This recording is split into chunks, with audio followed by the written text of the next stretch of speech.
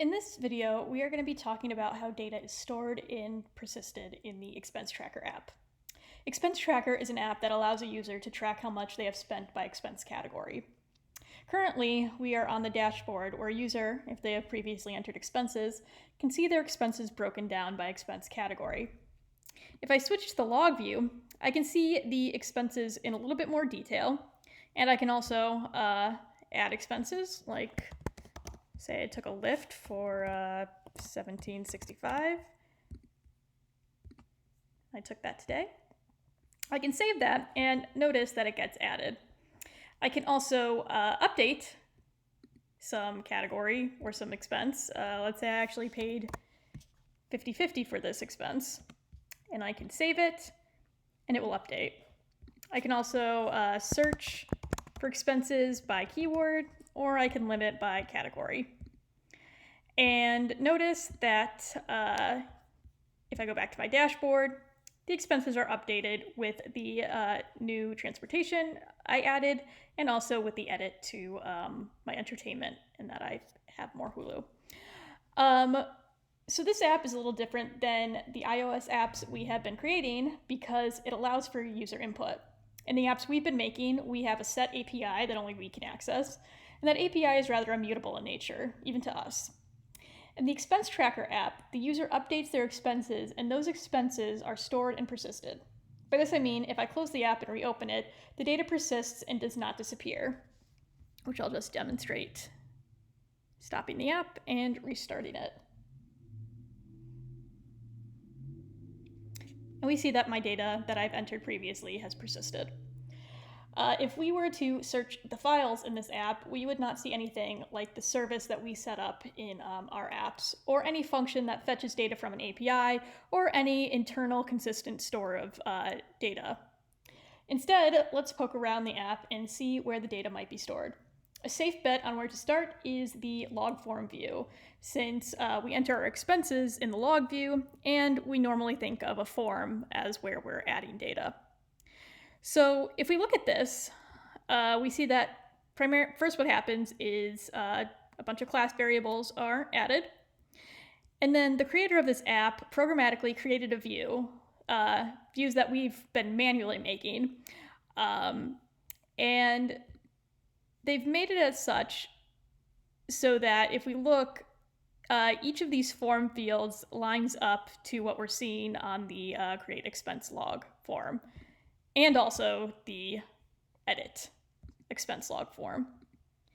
So notice when we're updating a field in the form, this is actually getting saved to a class variable. So if we change name, the name variable will get updated. And this state wrapper just allows every time that we change the variable in the view resets and recreates itself so that we get the most updated view. Because you can imagine that if we just started typing something in here, the view might not necessarily update with that name if we didn't store the state of that variable in the view. So also notice that we have these cancel and save buttons that are also programmatically created in the log form view. And so let's look at this onSaved tapped button that goes with this function. So here's the onSaved tapped function. And we notice that first it just declares this variable called log and sets it to type expense log. And then depending on whether this variable log to edit is nil or not, if it is not nil, it sets log equal to the log to edit variable. If it is nil, it sets the log to a new expense log with a parameter of context equals self.context. And it also gives it a log ID with a UUID, which if we option click on this, is just a unique identifier. Then notice that these attributes of log are getting set as well. The log name, for example, is getting set to self.name, which, if we remember, is what is being entered in this form. And same for category, amount, and date. And then we save what we've been doing. And we don't know what context means yet, and we don't know what an expense log is yet.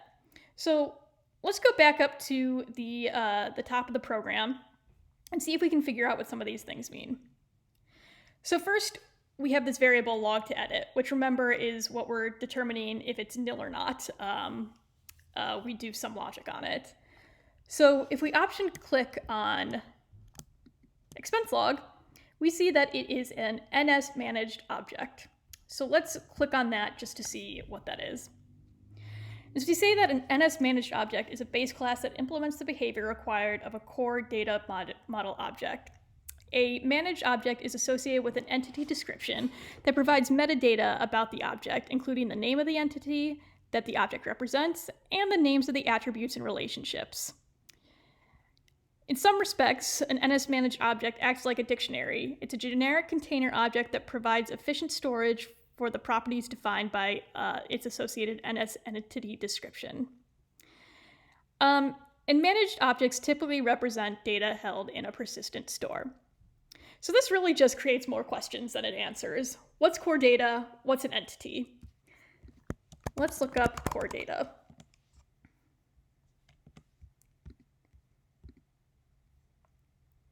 We see that core data is a persist or cache data and supports undo on a single device. You use core data to save your application's permanent data for offline use, to cache temporary data, and to add undo functionality to your app on a single device. Through core data's data model editor, you define your data's types and relationships and generate respective class definitions. So now we have a better sense of what core data is, and by extension, what an NS managed object is. Core data is an offline data store localized to a specific user's device that stores entered data and persists that data after closing and reopening the app. The data is managed in the app with the NS managed object class. One final question that I have is, what is the data model editor that core data speaks of, and what's an entity? So let's look at our files again. We see that down here we have this expense tracker.xc data model D. If we open this, we'll see something that, if we've ever worked with databases before, looks kind of familiar. We have these entities up here, and then these attributes over here. So in our app, we only have one entity called expense log, and this expense log has attributes amount, category, date, ID, and name. And recall, these are the attributes that we were setting that log variable equal to. So we had log.name equals the name that we entered in the form, for example. Our app only has one entity, but you can add more entities by clicking on this Add Entity button, and you can add more attributes to an already configured entity by the Add Attribute button. Also, if you had more than one entity, you could create a relationship between those entities with a relationship. So for example, say that instead of category here, I had category ID, and then I had another entity called category, which had a category ID attribute and a category name attribute. Then I could relate the two tables with the category ID. So it almost seems like a relational database, and I've used the word database, but it's important to note that core data is not a database. It is rather just a framework for managing an object graph. So let's go back to our log view form file and see if we can understand a little bit better what's going on. So we have this variable, log to edit, and it's an expense log, which we know is an NS managed object. And so what this means is that our log to edit holds information about our expense log entity and the attributes, name, category, date, amount, and ID associated with that expense log. The next line sets a variable context to NS managed object context. We don't know what that means yet, so let's option click on that. And we can see that a context consists of a group of related model objects that represent an internally consistent view of one or more persistent stores. Changes to managed objects are held in memory in the associated context until that context is saved to one or more persistent stores. Therefore, the context represents the internal state of the expense log. Next, again, we see these class variables, which we saw in our actual form, are being updated in the view and then stored in these variables. Let's go back to the meat of the code where we're doing this onSaved tapped button. So remember we talked about how we set this log variable equal to expense log, and then we look at the log to edit variable, which again is this NS managed object, and we see if it's nil or not. So why would it not be nil? Because we're looking at here, and this looks like a nil entry if I ever saw one. Well, this form also works from the edit expense log view as well. So if log to edit is not nil, we set the log variable equal to the log to edit, and the log inherits all of the data associated with our expense log entry. If not, if we're adding a new one, then we create a new expense log object, and we set the context equal to the current state of the expense log. We then give this new log entry an ID with this unique identifier, and then no matter if we're entering or creating a new log, we set the attributes, which again are these attributes that we have here in our expense tracker.exe data model D file, equal to the class variables that we're getting and saving to from this form. And so then once we have those, we try to save the context of the current entry that we're looking at.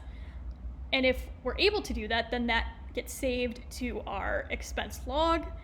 If not, then we return this error. And then this line of code down here is just to say, after I save it, just get rid of this view and, exit out of it so I can see this again. So now we know how we save local data and how to persist that data. But let's look a little bit farther about how the app accesses that stored and persisted data. For example, we see this persisted data here, and we see the persisted data in our pie chart. So let's go to this log list view, which corresponds to what we're seeing right here.